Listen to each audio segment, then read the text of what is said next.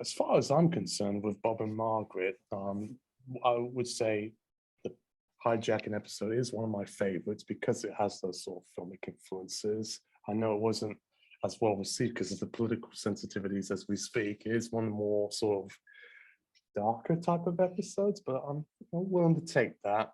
I would say Simpsons, which is a PG or 12 certificate, goes even further than most of the episodes on Bob and Margaret. And Simpsons is usually aired uncut. I don't know. Are you friends with Matt Groening? I hope I didn't offend him.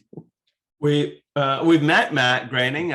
He's we're huge fans of The Simpsons and everything he did for raising the bar for adult animation. I'm a great fan of the show. I used to watch it quite a lot around the same time I saw Bob and Margaret, like around 1999, late 1998. Remember my parents gave me a VHS copy of that. I always wondered if they had VHS copies of Bob and Margaret growing up, and they did, but I never even seen them at my local Woolworths or Asda when I was growing up. All they had look for the remainder bin.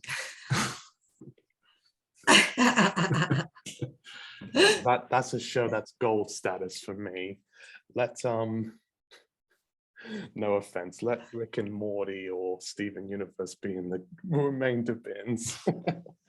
Well, fortunately, you can see every episode on online. I think you can, I know Amazon have it, depending where you are, but it seems most of them you can find even on YouTube. I'm not sure if they're legit, but there they are. And so. Well, I actually did see some of the episodes on YouTube because they were rebroadcast from FTN, which they copied. But if they do break any copyright laws, I'll let them know. I don't want you going broke for anything. Oh, we're just happier if people are seeing the show. So the more the merrier, whatever. I'm not encouraging anything illegal, but if it is, it is. And if people can watch it, that's lovely. I suppose so. On another note, as far as reaction is concerned, how has Bob and Margaret been viewed? At least I'll say in several countries: Quebec, Great Britain, Canada, and America. Because in America, no one really cares about it because they've got their own shows. In the UK, not too many people have heard about it. And in Canada, they kind of consider it their own. And I'm curious to know what they think of in French-speaking parts of the country. Well, I will say that in the US, actually, on its broadcast, it was actually very well received. It had quite a good following. It was on Comedy Central in the US. And at one time, it was only second to South Park in ratings on all of Comedy Central. So it was very popular in the US for a time. And we're quite proud of that. The UK had great critical reviews. We had wonderful reviews from Time Out and the Telegraph, and I remember a really lovely review in the Scotsman. Great support, but Channel 4 at the time wasn't supporting it in the way we'd hoped. They aired it randomly, a strange time, and then the next week it wasn't on, and then the next week it was on at a different time. And so the promotion never got an audience because there wasn't a regular time slot. And yeah, they didn't promote it in the way they did in the US and Canada. So we were disappointed because we thought, oh, it's done so well in the States, doing so well in Canada. We expected to do even better in the UK because it's really all about them. Because it aired first, and as you're aired first in North America. Yeah. So we couldn't wait for it to be aired in the UK, and then and then Channel 4 decided they just didn't. I think they didn't like when they originally commissioned it. They loved the idea and the short film and everything, and then I think by the time the series was made, they were really into more youth type entertainment. They didn't like this idea of middle-aged couple. but they're sort of essentially bored.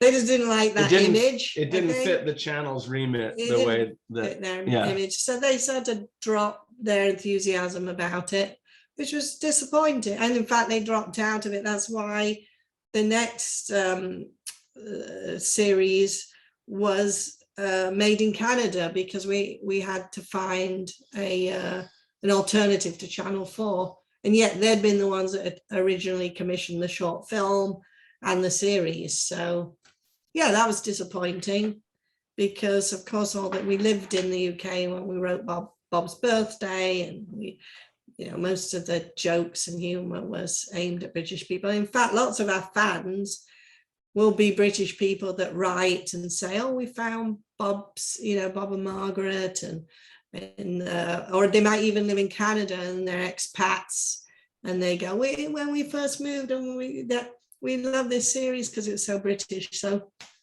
that was surprising and disappointing, but such is showbiz. The perks of the film and media industry can be quite difficult at best. What about in Quebec? I don't really know. Don't know about Quebec. I don't think we have distinct, we don't have knowledge as to how it did or didn't in Quebec in particular. It was translated into a number of different languages, which would have included French, I'm sure. I know the short was translated into French. I was just curious about that because L'Anniversary de Bob, it's called. Because Canada is such a very interesting country indeed. Most people who I've met, because they're British and American types, they usually just confuse it as another version of America. But I tell them, no. If you've ever been up there, they don't use gallons or miles, they use liters, kilometers. We don't even use kilometers. And their culture is much more friendly than I'd say back in England or in the States.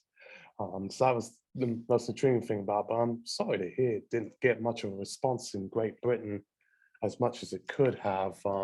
It's very much like you say, it's very British sort of humor in the same way that Spitting Image was, which I know you've done the animated intro for in the later seasons with John Major, Mr. Weird Glasses, doing. I remember watching Spitting Image back in the day. I always thought it was funny. I was watching stuff that I probably shouldn't have at that age because it had animation and puppetry. I'm sure you had kids probably sneaking in to watch Bob and Margaret and whatnot. Because I think back home it was a 12 certificate, which in Canada is kind of like your PG or your 14A. Mm-hmm. I don't know. We hear from a lot of people that say they watched it as kids and they liked the fact that it was a little bit cheeky and that the dogs pooed on screen and stuff like that. Well, it didn't bother me one way or another. I've seen family cartoons that get away with much worse, like Invader Zim, or I think there was one that was aired on CBC or something. It's called Mr. Meaty. That was a bit outre. They aired on Nickelodeon. And then, so I'm getting a little bit off topic myself there and a bit of a tangent. But I know you said your Bob and Margaret wasn't inspired by your parents as much as you were inspired by kind of what you're going through in your 30s. But did you ever have anyone who was like a dentist or podiatrist that was kind of like Bob and Margaret Fish? No, but our studio when we were in London was above a dentist. And really the whole dentist idea came from when we were writing the short film.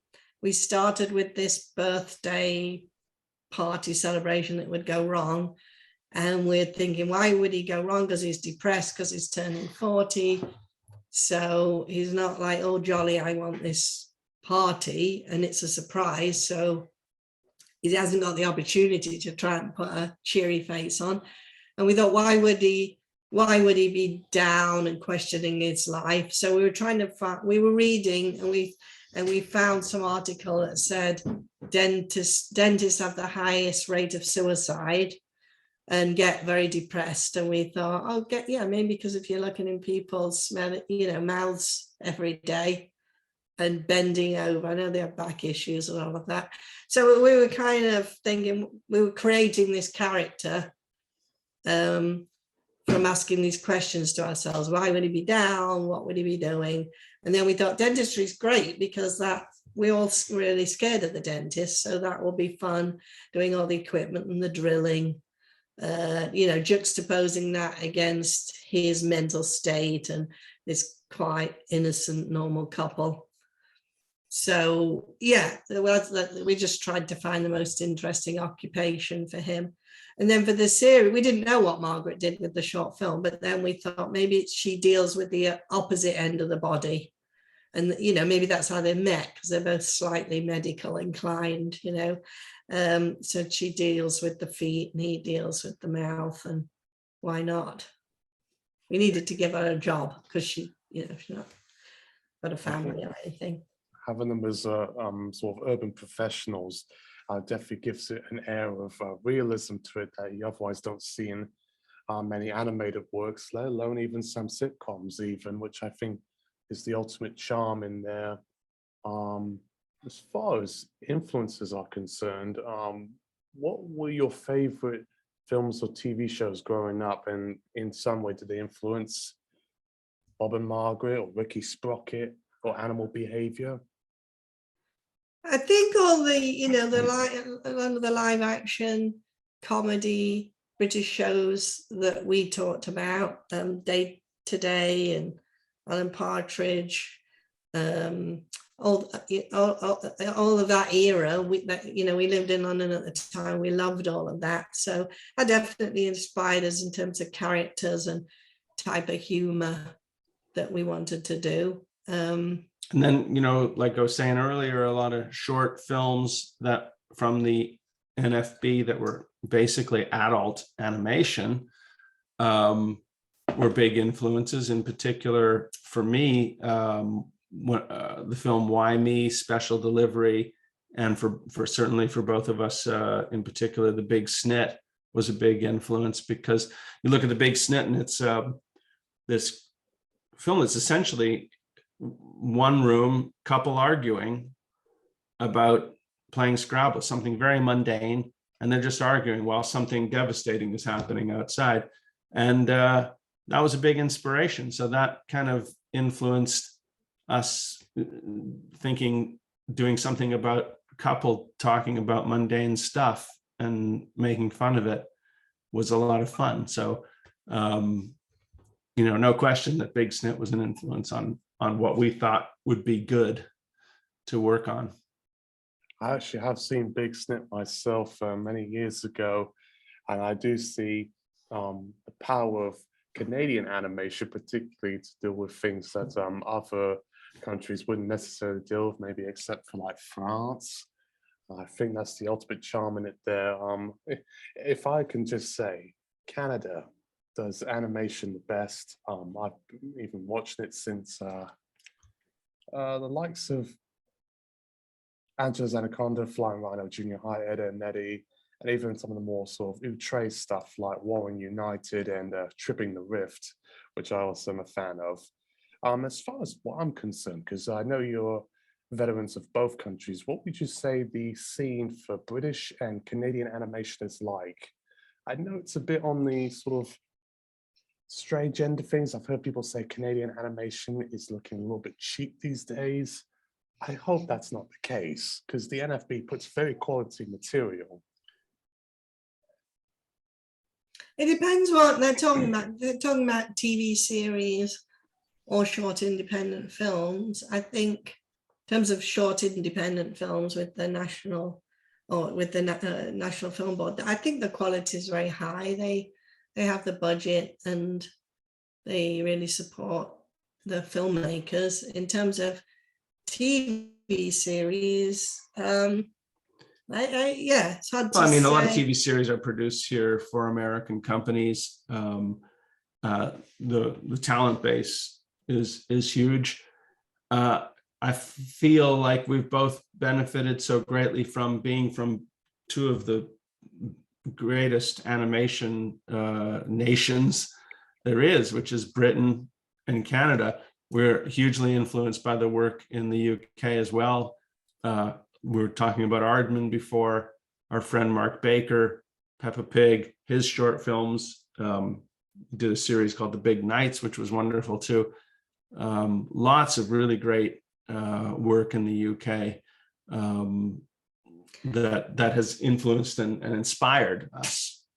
And in terms of what you're saying about Canadian animation, if we're talking series, when we had made the short film Bob's Birthday and we were going to produce it as the series, we couldn't find a company in the UK at that time that were producing adult TV series.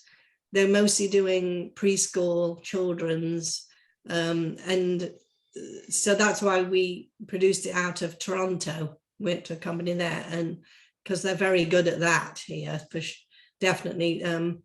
There's a lot of animation schools in Canada where people go particularly to learn the trade of being on TV shows. So it's all set up. You know, you could have this idea, want to make a adult TV show, and they know flow charts, they know exactly how to do it and get it there on schedule. You have huge crews that are all very well trained in their specialities, which at the time we were making it, we couldn't find in the UK, but that's probably might have changed since. Oh, it has changed because they're doing a lot of series work in the UK now. Well, with the investment that's coming through private companies, a lot of animation places are doing also a lot of their business over in Wales. Because I remember Bristol used to be sort of the big hub for that sort of thing as far as animation is concerned, particularly stop motion. One of my best friends used to work for Cosgrove Hall back in Manchester until they started closing it to move back to Canterbury because the animation scene up there wasn't working, and they closed down the studio. And he even done, I think, like a brief stint for Aardman or something. I can't quite disclose further details here and there, but yeah, I'm very proud for our country's industries, even though I'm not fully Canadian, only just by my grandfather's birthright. But not only but you know, as far as British animation is concerned, not only am I a fan of Bob and Margaret, but my favorite one of all time, you're probably thinking Wallace and Gromit, but it's actually Creature Comforts. If you're talking about television, or Chicken Run and When the Wind Blows and Warship Down. Those are my favorite British animations, and James and the Giant Peach, which was done by American guy Henry Selick. But I consider it British because it was very quirky, had northern accents. And the boy, he reminded me a lot of myself. Little gent from like North London, Hertfordshire area, that sort of thing. As far as I'm concerned, now, what are your favorite films, TV shows as we speak, other than you know, your own? Because you're allowed to, if you're allowed to say. I don't know. I can't. I can't. I don't always think of it like favorites because there's so many, aren't there? Really, and you like them for different reasons and at different times. I can't say this is my all-time everything, and you know, it takes something. And anyway, you know what we were a big fan of was the work of the feature guy, Don Hertzfeldt. Sorry. Oh yes. Let me do take two. It's not really. let me do take two. Cut.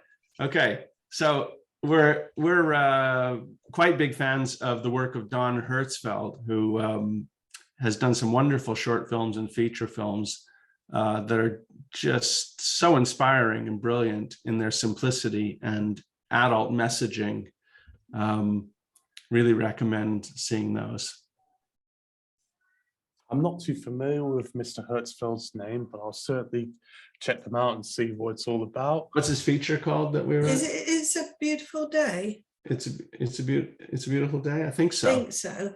It's a beautiful day. But he also did lots of short ones prior to that that are ridiculous and wonderful. I'm going to look it up. But that one, is, yeah, that one's fantastic.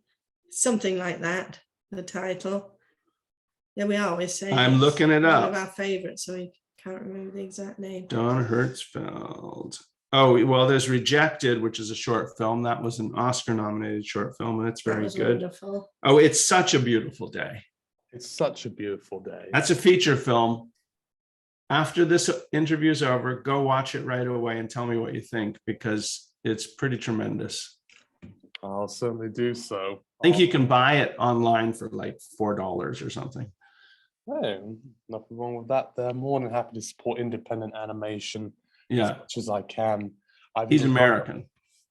Okay, and nothing wrong with American Mhm. talent. I'm obviously a fan of Matt Groening and Gennady Tartakovsky on Dexter's Lab. That's my all-time favorite. As far as what I'm concerned, I do happen to like a lot the film Anomalisa, which in some ways kind of like a more dramatized, more serious Bob and Margaret. You probably like it too, because the stop motion animation is very sort of realistic and almost a bit uncanny. Which one is that? Anomalisa. Same guy who done Eternal Sunshine of Spotless Mind, or at least one of the Oh, yeah. We did see that. Yeah, right. And then It's stop motion, isn't it? Yeah, it's like in a hotel. It's a and bit all that. creepy. It's pretty creepy. Yeah, it's pretty creepy. And Yeah, that's it. Ah, yeah. nothing creepy about stop motion. All of it has to be a bit more fluid, but some of the ones can be a bit on the disturbing side, like Mad God. I really do like this year Where is Anne Frank and Charlotte, which is a Canadian animation about Charlotte Solomon and Beavis and Butthead Do the Universe. I'm a sucker for sort of fucked up adult cartoons with stoner kids like. Do you like Japanese cartoons, by the way? It's not our an area that we're so invested in. How's that for polite? Yeah. Yeah, but this just, we're not that interested. Well, I shouldn't say we're not that interested in, that sounds awful, but I guess I thought I did it well by we don't saying not relate to it. invested We in. don't relate to it very well because It's not our bag, it's not- man. I was just curious because I saw I saw the Godzilla t-shirt and I saw some sort of mecha robots at the back. Oh, of it. yeah, I yeah. thought you probably are a fan of like Gundam or Evangelion, one of those sort of ones that's We like really vintage, vintage tin toys. yeah, Japanese tin toys. and robots and Hey, you should make monsters. the next NFB short film about robots attacking Montreal because they're worried that the French language will be dying. So they need to protect the language by putting in. Okay, not touching police. that, not touching that with a 10-foot pole, but please go ahead. No, that's just me being funny there. But No, it is, but they're very touchy there with their language and everything. So no offense. Désolé, madame et messieurs. Très désolé. But as far as what I'm concerned, I think that's about as much as I have to say. I'm very happy to have you on board talking about Bob and Margaret and Ricky Sprocket. I wish we did talk a little bit more about animal behavior, but I did see your reaction video of you being nominated for that particular work, and I couldn't help but laughing for about 10 minutes and like, that's it. It kind of shocked us because we didn't know it would come up in alphabetical order. So they said, and the nominees are, and they started with animal behavior. So we were like, what? The first one. Your daughter is attempting Oops. to reach you on your cellular Oh, that's device. my daughter calling. I'll just Turn it turn it off. And I'll call her back. well, tell Lily I said hi. I've seen some of her illustrations. They're very powerful stuff. Great. Thank you. LilySnowden-fine.com. Yeah, definitely. And she's also a very beautiful woman as well. I don't know if she is married or has boyfriend. But Oh, well, We won't go there, but anyways, thank you for being on board, Mrs. Snowden and Mr. Fine. I'll call you by your surnames because that's a sign of the Hertfordshire in me. okay.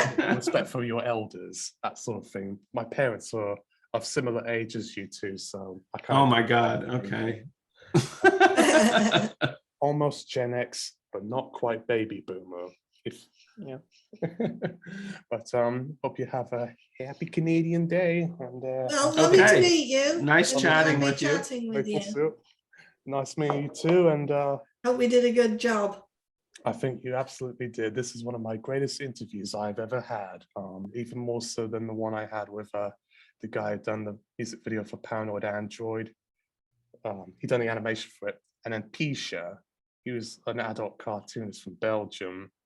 Done some pretty Ralph Bakshi type of stuff. Right. But yeah, take care. Okay. Yeah, great. Nice chatting with you. Thank you very You much. too. And Thank thanks you. for enjoying our work. We're very pleased that you do. Thank you. Hey, you're very welcome there. And when I hopefully get to Vancouver or wherever you are in Nottingham, I'll make sure to try some Swanky's haddock while you're at it. Okay. Chicken said. Okay. Okay. Take care, Mark. Bye.